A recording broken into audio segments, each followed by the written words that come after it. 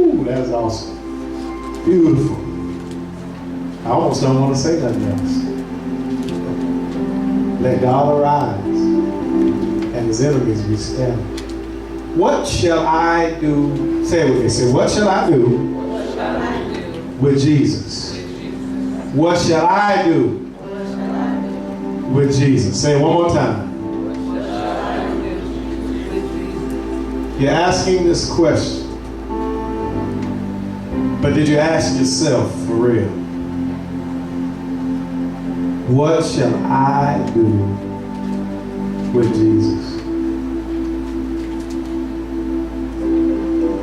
Matthew 27:22 says, I'll be at 21 first. The governor answered and said unto them, whether of the twain will ye that I release unto you?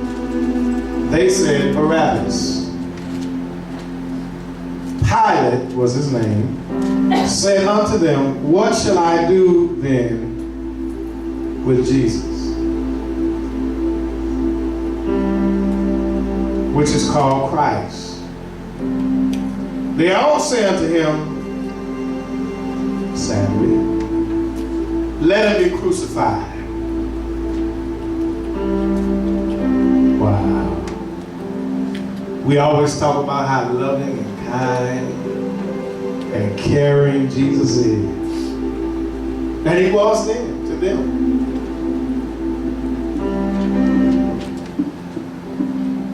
But somehow they convinced the crowd to say, let him be crucified.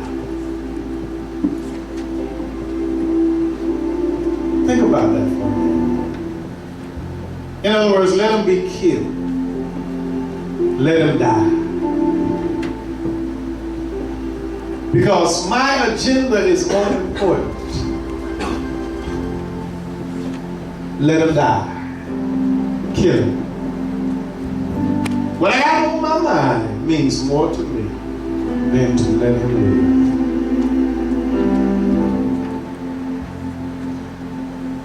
And I said, wow. Do you know how much God loves you?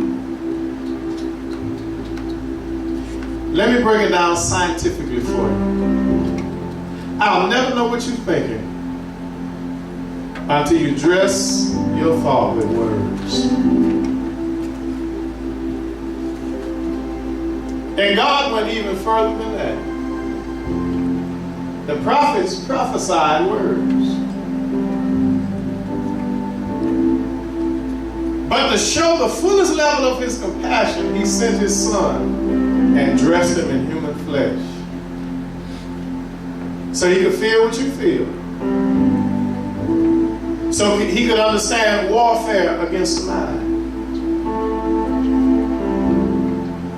So he could understand physical hunger. Because God, as far as we know, don't get hungry like that. So he could understand the pain of rejection. So he could experience abandonment.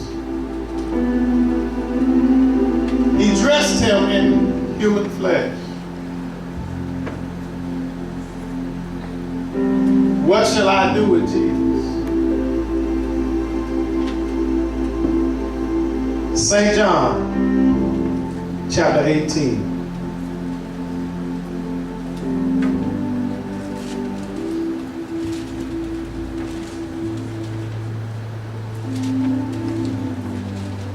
Chapter 18, beginning at the 28th verse, says, Then led they Jesus from Caiaphas unto the hall of judgment. And it was early, and they themselves went not into the judgment hall, lest they should be defiled. But that they might eat the Passover, Pilate went out unto them and said, What accusation bring ye against this man? They answered and said unto him, If he were not a malefactor, we would not have delivered him up unto thee. Notice they didn't answer the question. Isn't that how people do when they don't have an answer? to take you everywhere else, to try to get you off subject? Because the answer, or the question rather, was in their face. What you gonna do with it? Y'all brought him here to the judgment hall, but what you gonna do with him?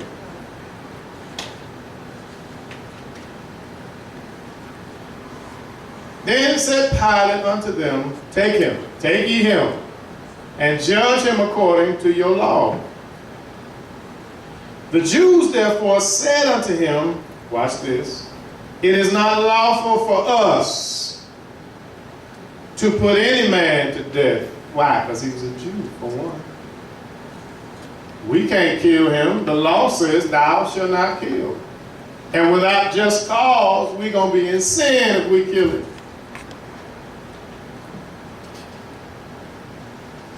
That's deep. You know why? Because people today don't care what they say about you or to you or in regard of what God has desired for you to do in your life. And we kill people and think we do God's service because we don't understand what it is that they're doing.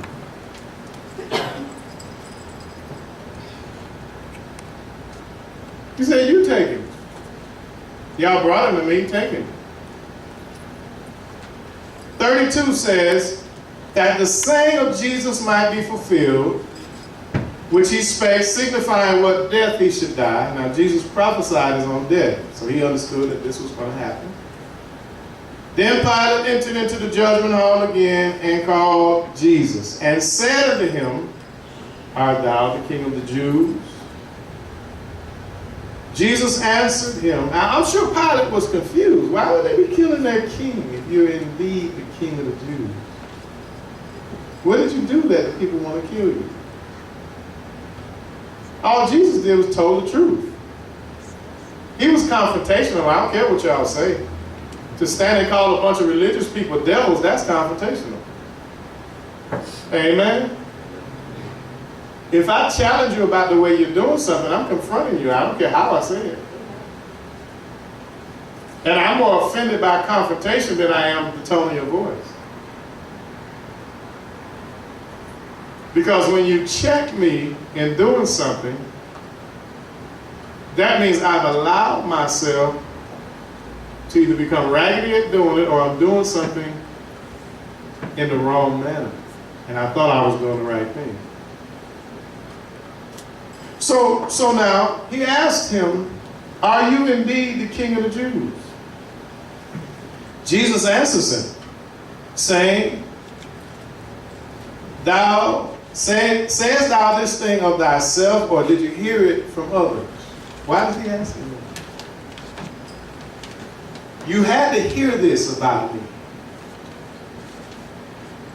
You had to understand, because you're the governor, what these people were doing right up under your nose that say they believe in Jesus because they claim this territory, but yet Caesar is the king. So now, why did you bring him to me? Pilate answered, am I a Jew? Why did they bring you to me? Why? Am I a Jew?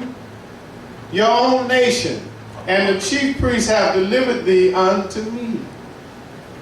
What hast thou done? What is it that you could have done if they want to kill you?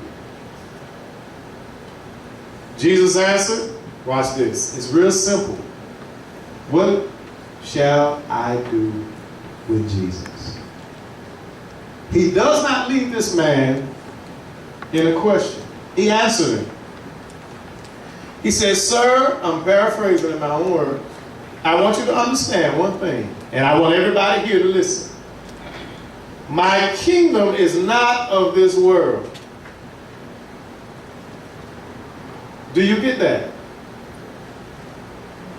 My kingdom, which means that he has a kingdom, but it's not of this world. It's not of this world's emphasis.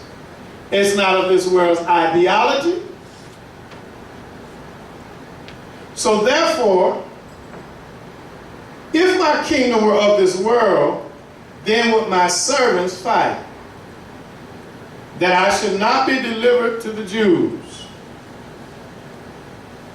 Who are his servants? You ever thought about that? His angels. If my kingdom were of this world, he's trying to tell them something. My angels would have stopped this.